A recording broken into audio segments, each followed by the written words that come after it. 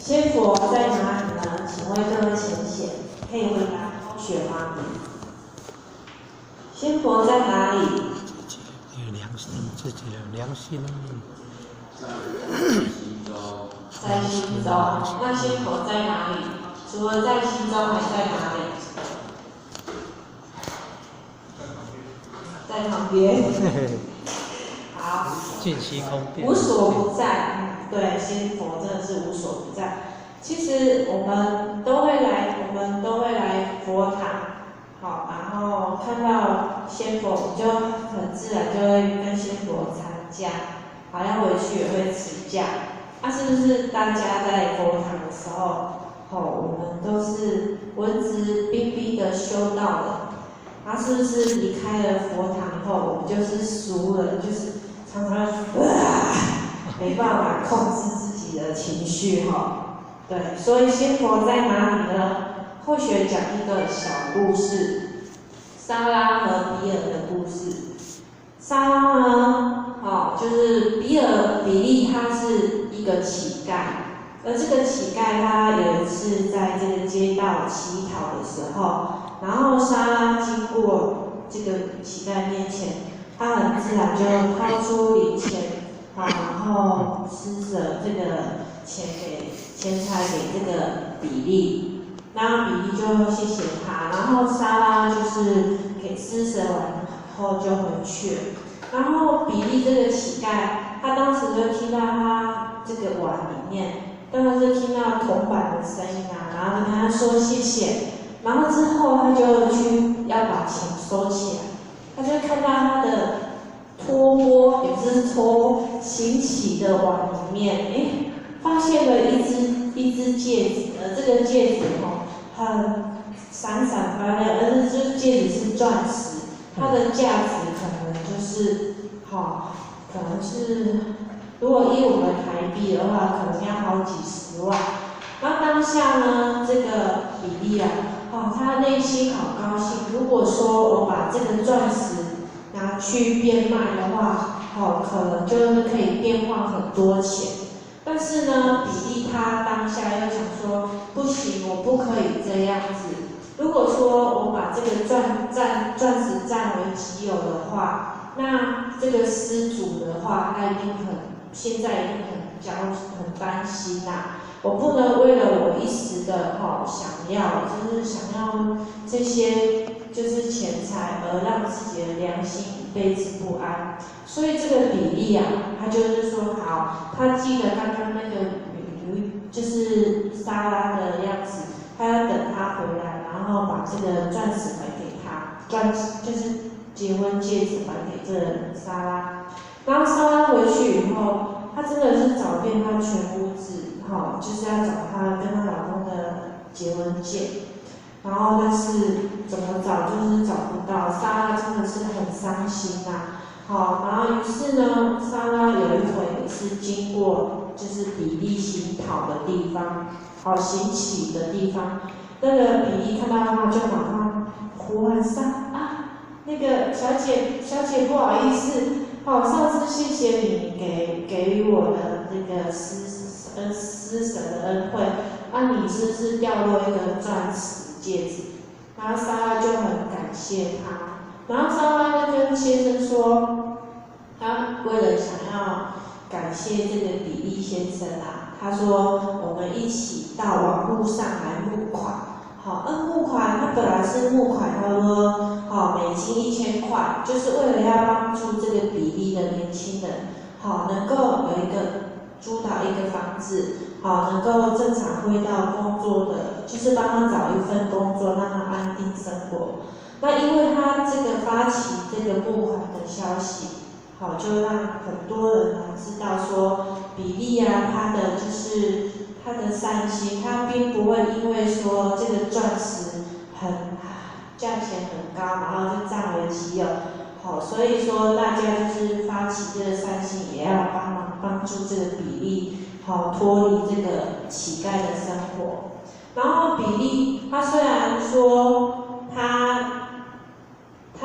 已经回到正常的生活的管道了，但是他不只是这样的收获，因为他也是找回他的家人。好，所以说这个故事是告诉我们说，比利当时他的心，他并没有迷失啊，他就是说我宁愿不要这个意外之财，我也不要让我的良心一辈子不安啊。所以呢，他是心就是心其实就是佛，我们佛就是心啊。那我们的心是佛是魔，就是在我们一念之间，由我们自己做主。而我们说尊敬先佛，其实在我们自信里面就有我们的先佛在。我们是出了这个佛堂，先佛就不在我们就是不在我们自信的嘛。所以如果常常有觉得说今天做的这件事情，好像会让自己良心不安的事情，我们就是问自家佛，我们要时时要去礼敬，然后擦拭我们这一尊迷昧的佛，让它很光明自信这样子。然后第二条是尊前提后。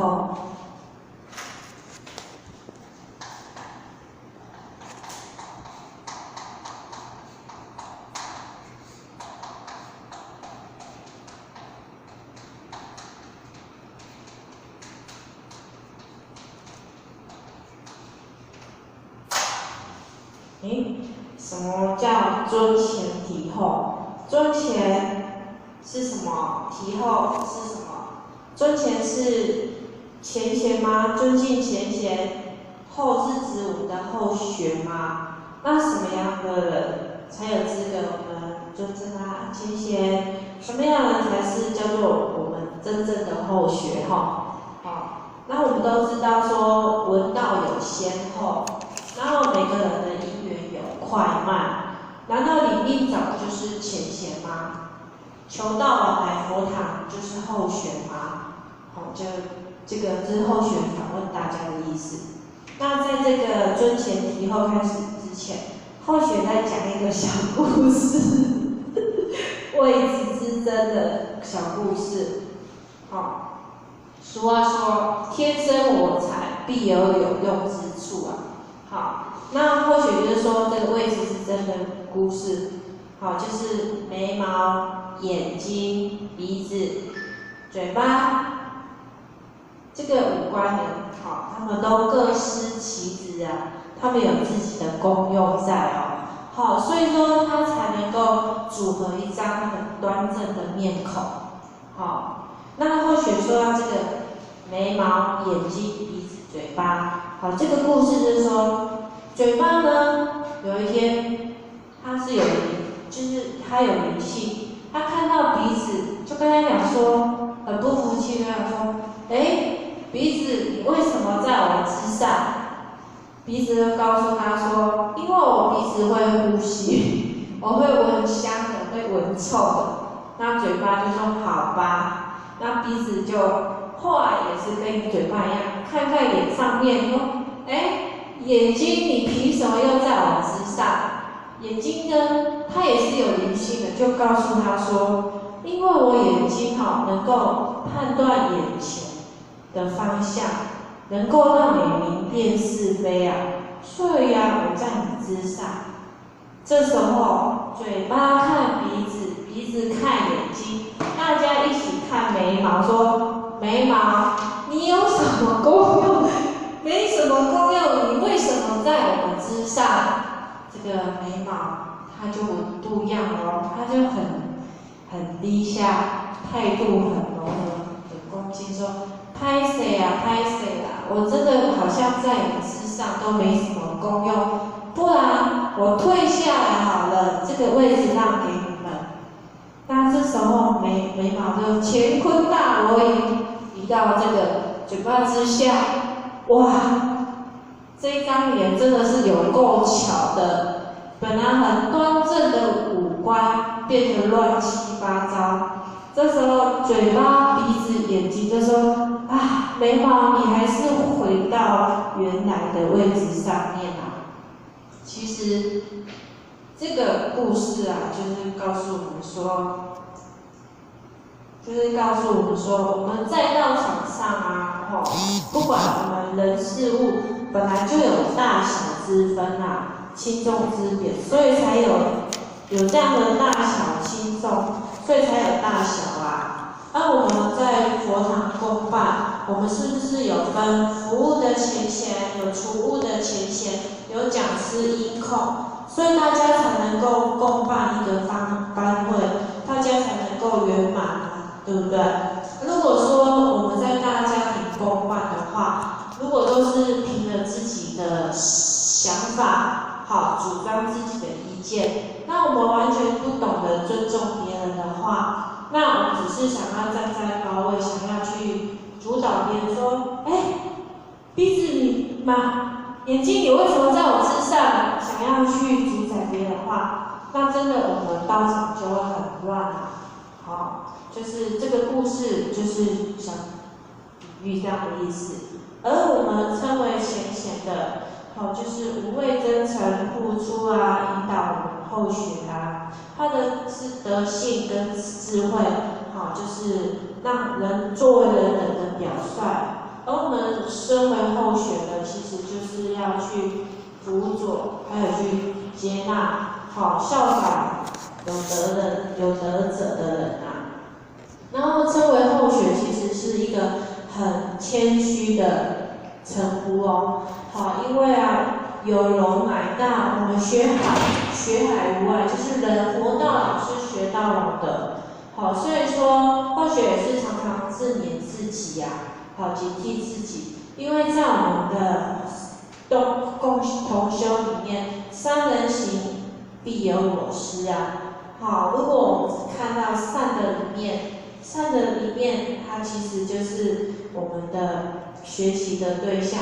那不善的，看到那一面，其实也是我们的借鉴。所以在佛堂，每一位人都是我们的老师。好，我们都应该很谦虚的态度，好，去跟他们去学习。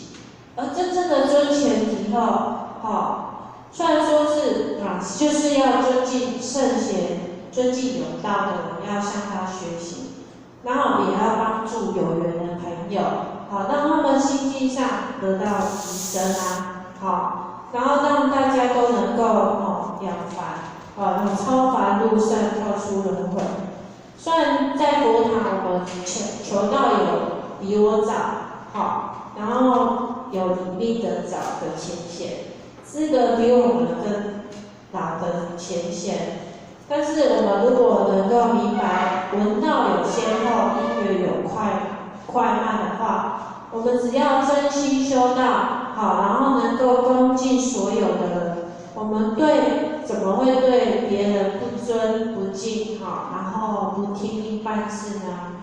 好，那如果说求道比我们晚的人，好，需要我们协助引领的时候，我们若是心存慈悲心的话，那我们就能效法仙佛一样，帮助他们，提携他们。所以真正的尊前提后，就是要尊敬贤贤，提携后学，并且慈悲一切有缘的人。好，第二条是尊前提后。那斋庄中正第三条。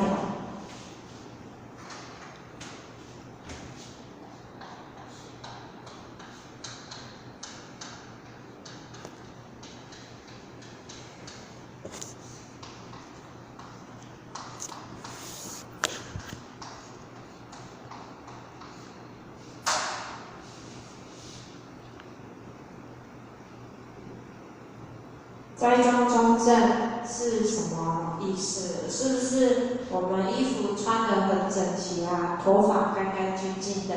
好，那我们的仪态表现出来很有礼貌，这样就是了吗？如果说我们外表让人家看起来很恭敬、很庄严，可是我们心中很多欲望我们眼睛想要看好看的，好，鼻子想要闻香的。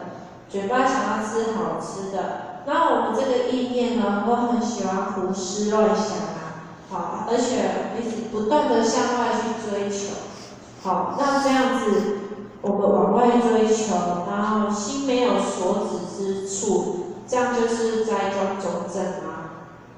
好，大学里面有一句话讲说：名蛮黄鸟，止于秋雨。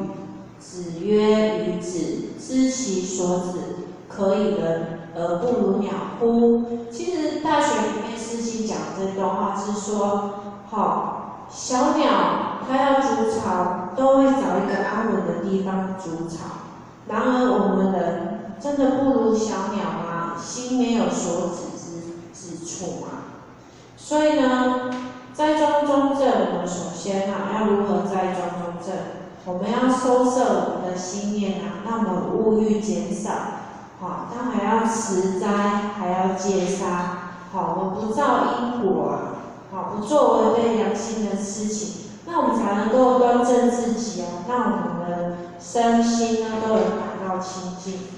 所以栽庄中正，并不是说衣服穿端正，外表庄严，或是说头发整齐，就是了。而我们是真的要做到眼耳鼻口，眼耳鼻舌身意，我们都要庄重，也要自己能够自持所以我们济公老师有说，我们要先扫除我们的心境，我们要克己复礼我们庄重自己，才能够得到别人对我们的尊重。那我们在道场，就是应该要心存真理这样子前称呼我们，我们才是人家的前，后学的表，就是意思说，我们才能够作为人家的表率，才能够去引导更多有缘的朋友。那后学再讲一个故事，就是念念如镜就是这个故事是说，当毒死二婆婆，有一次一个媳妇就跑到那个医生那里去说，医生，我的婆婆真的是苦毒我，搞口痛，苦毒我，那我要怎么毒死我家的二婆婆？那医生就告诉他一个方法，就说你每天煮一碗甜玉米给她喝，相信100日之后，你家的二婆婆就会毒死了。然后这个二媳妇那个二媳妇就想说，哈哈哈。于是她每天就因为心里有鬼，因为心里有企图所以呢，每天煮一碗甜玉米去给婆婆的时候，她说婆婆吃甜玉米都笑眯眯的，然后每天都很开心这样这个婆婆就看到那媳妇怎么骗了一个人。于是当了100日快到的时候，这个媳妇就跑去找医生说，怎么办？100日快到了，可是我婆婆就快要死掉了，怎么办？我婆婆从来没有对我这么好，我却要毒死她，可是100日快到了，我该怎么办？这时候医生就跟他讲说，甜玉米是毒不死人的它只是真的是把你的二婆婆毒死了。其实这个也是医生在告诉他，教他这个方式。他当然不可能跟媳妇讲说，你要先改变自己的行为态度，然后你二婆婆就会不见。所以他用这个方法，无形中，因为这个媳妇每天因为心里有所图就是笑容满面，就想说快毒死二婆婆，所以每天看到婆婆就是笑眯眯的。其实这样无形中也是改善了他们婆媳之间的关系。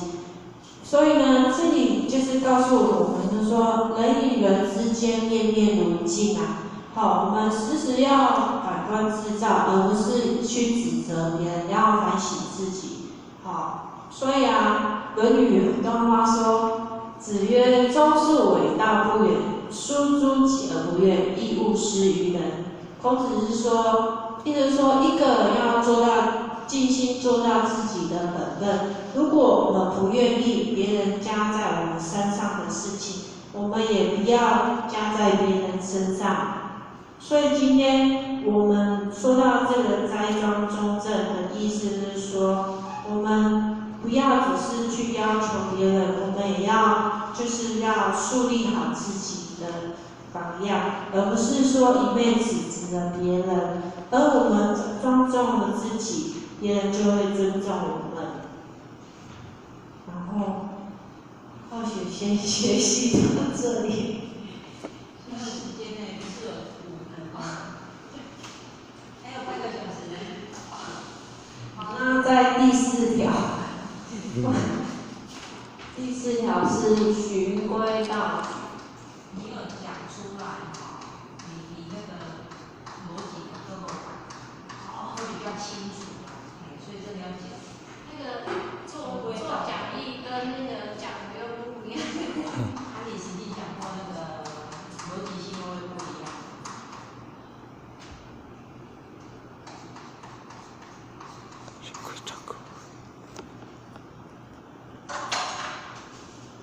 有句话循规蹈矩，有句话说，没有规矩不能成方圆。那我们规和矩就是我们画就是画图、画原图、画是正方形的，好一个工具啊。好，那我们要循规蹈矩，我们要循什么规矩啊？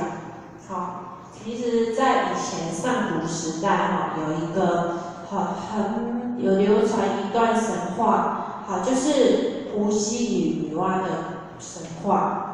伏羲啊与女娲有一个图，好，这个图中啊，伏羲左手拿圭，女娲右手拿矩。其实这个图就是代表着说，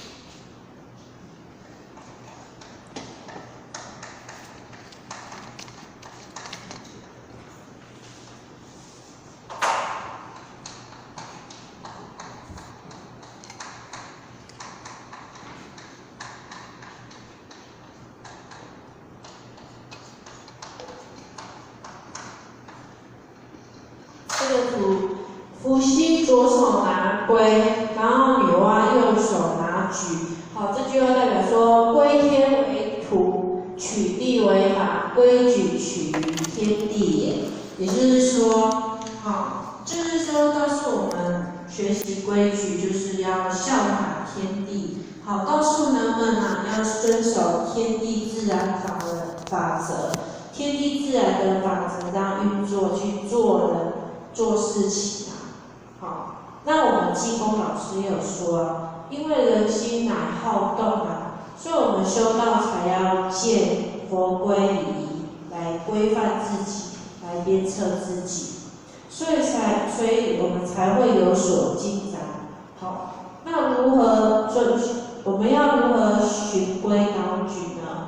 好，就是我们要循着我们应守的佛规，就是15条佛规去做。然后蹈矩就是要我们能美味品鉴，就是能够数位而行啊。好，站在自己的岗位上，好，尽我们的本分，踏踏实实去做。那老师也有说，好，15条佛规是我们修道的根本，也是我们一贯道弟子好我们要走的道路。好，所以我们如果能够好好落实这15条佛规去学习，那么我们就能够回家面见我们的老母娘。好，这是第4条。那第5条，等一下哦。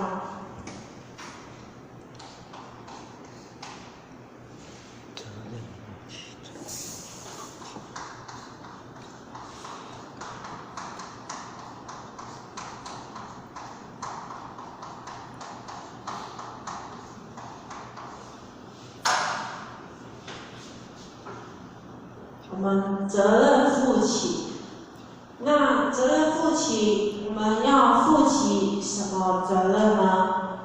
各位贤贤，请问我们要负起什么责任？办道度众成全。办道度众成全。对，我们身为关道弟子，是我们济公老师啊，我们有什么责任呢？其实济公老师他有说一个故事，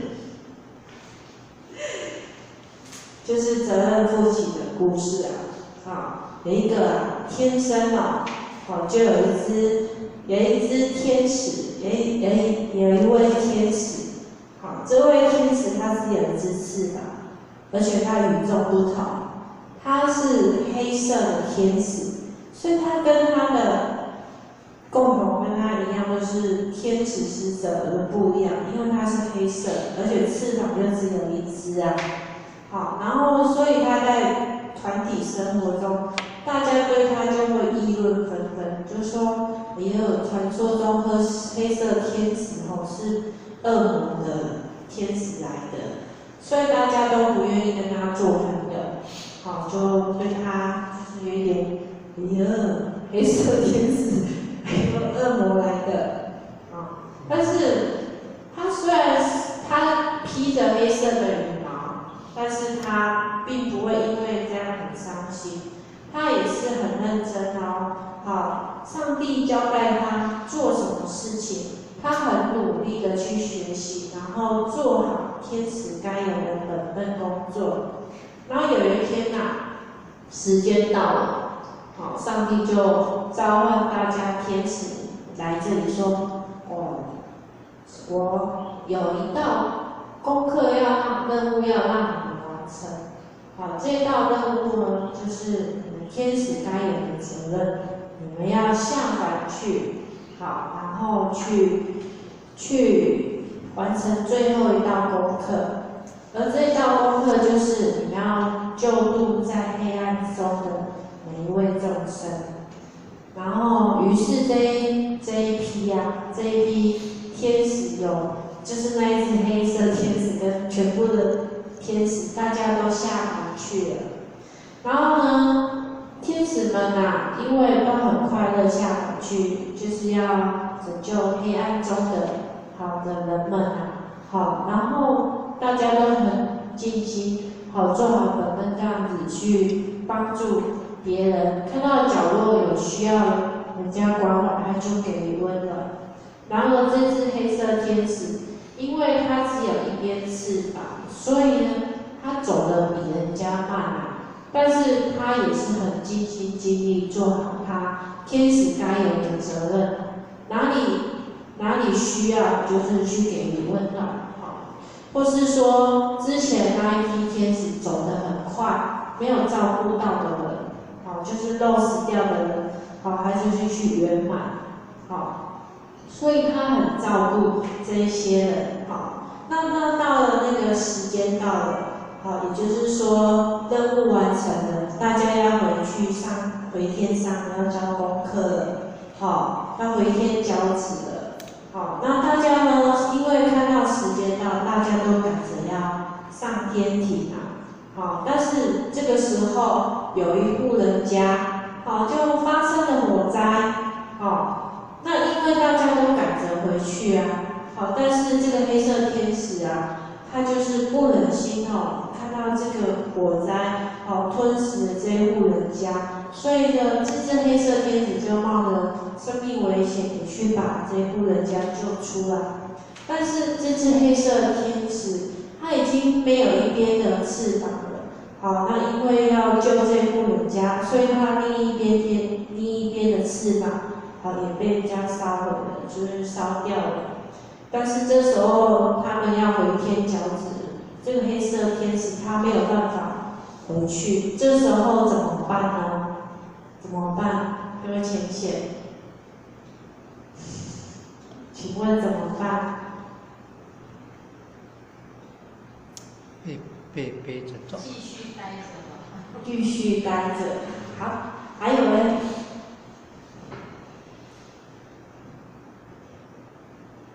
好，这时候想想看，黑天使会怎么办呢？这时候，这一批赶着要回天脚趾的天使，大家都纷纷回来了，他也不忍心黑色天使落在那里，所以呢，大家就把黑色天使一起抱回去回天脚趾。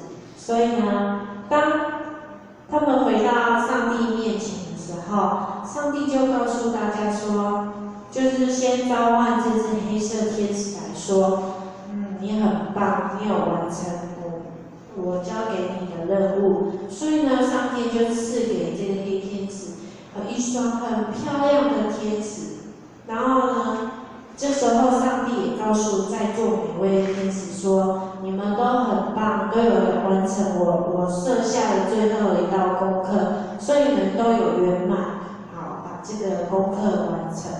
所以这个故事说其实这个故事就是告诉我们自己说，我们到场上可能大家各司其职，每个人都有自己的责任使命要去承担。如果说我们看到哪边到场有哪一点不圆满，好，我们就去把它完成，好，就是不分彼此。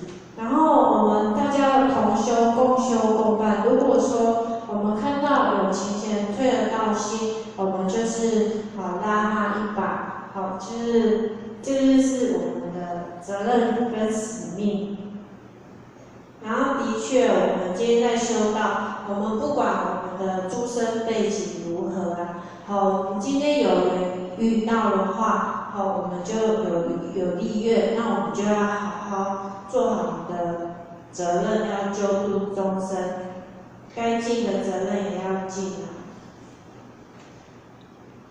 好，那后学习到这里。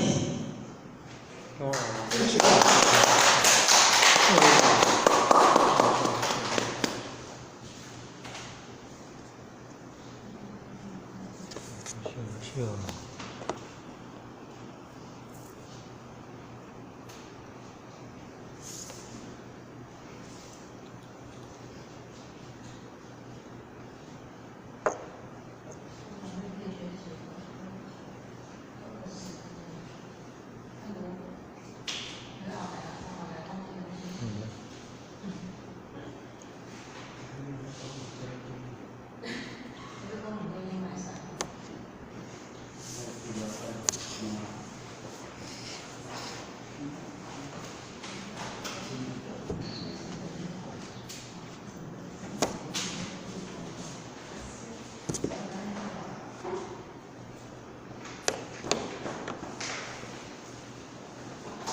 先出去。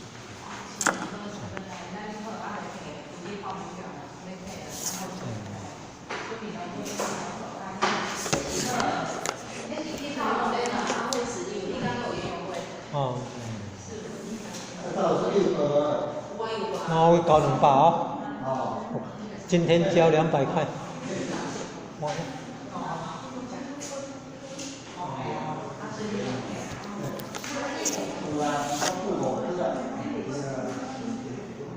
有些。